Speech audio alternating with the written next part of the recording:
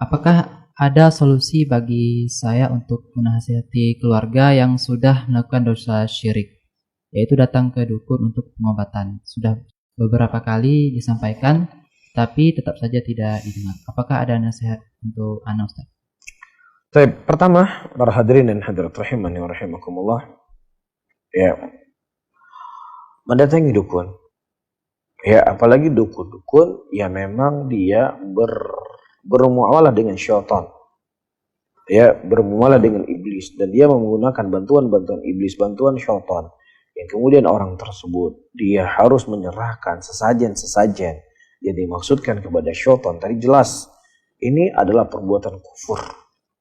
Rasulullah sallallahu alaihi wasallam mengatakan, "Man ata kahinan fasaddaqa bima yaqul faqad kafara bima unzila ala Muhammadin sallallahu alaihi wasallam." Barang siapa yang seseorang mendatangi seorang dukun dan kemudian dia membenarkan apa yang diucapkan oleh dukun tersebut, maka dia telah kafir. Hal yang seperti harus disampaikan sebelum perkara ini akan dianggap radikal ketika kita menyampaikannya.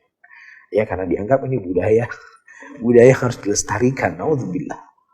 Ya, dan ini para hadirin dan hadirat rahimakumullah, di perkara agama. Ya, di dalam agama kami, agama Islam, ini hal yang tidak dibolehkan, hal yang tidak dibenarkan. Karena ini merupakan kriminalitas yang terbesar kepada pemilik jagat raya alam semesta ini, Allah Subhanahu wa taala.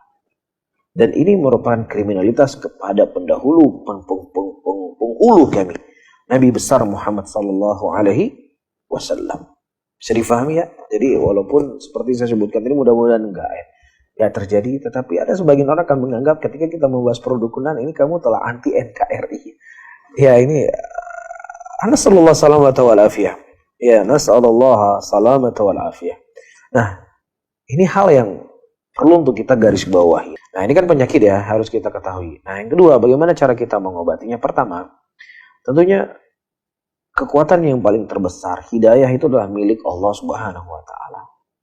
Hidayah itu bukan karena hebatnya kita beretorika, bukan hebatnya dalil yang kita sampaikan, bukan hebatnya kita lembut sekali dalam berbicara, tapi yang paling terpenting yang harus kita ketahui, hidayah itu adalah mutlak milik Allah Subhanahu wa taala.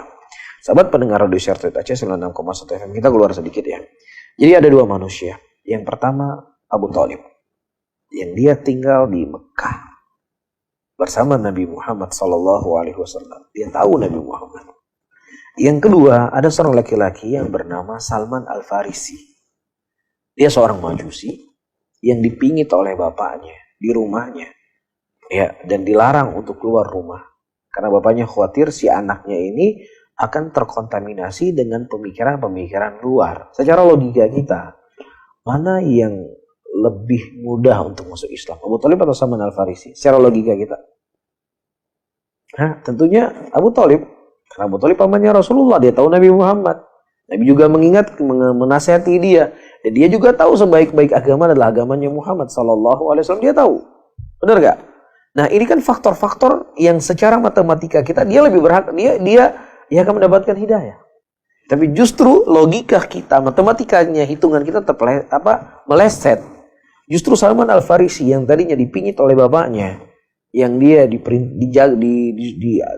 diperintah oleh bapaknya untuk menjaga api, menjaga Tuhannya, tiba-tiba dia keluar dari rumahnya, dia mendapatkan gereja, dan dia mengatakan agama ini lebih baik dari agama saya. Kemudian dia pergi ke Syam, dia berpindah satu pendeta ke pendeta yang lain, kemudian dia dinasihati oleh pendetanya untuk mendatangi sebuah kota yang di situ banyak batu dan pohon kurmanya.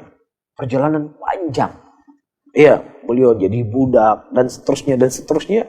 Kemudian justru beliau yang mendapatkan beliau masuk Islam dan mati di atas keislaman. Ini menunjukkan kepada kita, sebelum kita mengandalkan apapun kekuatan yang kita punya, maka yang paling terpenting adalah doa kepada Allah. Pilih waktu-waktu yang istijabah. Di sepertiga malam, menangis di hadapan Allah, agar Allah bisa memberikan hidayah kepada orang yang kita cintai tadi. Kemudian yang kedua, kita kuasai ilmu dengan matang. Ya, sehingga ada sesuatu di kepala dia yang menunjukkan bolehnya dia berbuat seperti itu. Jadi terjawab dengan ilmu yang kita sampaikan. Jangan cuma kita hemat anjir jak lagi-lagi. Bahkan anjir lah. Pokoknya anjir yang syiriknya mana depan. Pan syirik mah. Halah, hemat yang petih pula. Jadi dari awal dia bicara syirik. Dari mana syiriknya? Maksud saya, Ini loh syiriknya dari sisi ini ayatnya, ini hadisnya. Jadi ada kematangan dalam kita menyampaikan apa yang dilakukan tadi sehingga dia bisa menerima. Tapi kalau cuma marah-marah, cuma sekedar naikin urat leher urat, cuma ngomong syirik. Tidak yang syirik, pat syirik man. Pokoknya syirik. Ini kan orang nggak puas dengan jawaban kita. Jadi kita harus bekali diri kita dengan ilmu yang kokoh sehingga kita bisa menyampaikan ilmu tersebut dan hilang apa yang ada di kepalanya. Kemudian yang ketiga, ya, setelah kita berakhlak baik kepadanya, kita lebih bermuamalah baik kepadanya, kita lebih santun kepadanya, kita lebih sering memberikan pemberian untuk mengambil hatinya. Nah, ketika kita sudah semaksimal mungkin melakukan tahap demi tahap, ya, maka disitulah ada keterbatasan manusia. Kita nggak semulia Nabi kita nggak bisa memberikan hidayah kepada Abu Thalib, apalagi kita. Kita nggak semulia Nabi Nuh alaihissalam. Beliau nggak bisa memberikan hidayah kepada anaknya. Apalagi kita. Kan seperti itu. Kita nggak lebih mulia dibandingkan Abdullah bin Abbas. Beliau menasihati orang-orang Haruriyah pada waktu itu.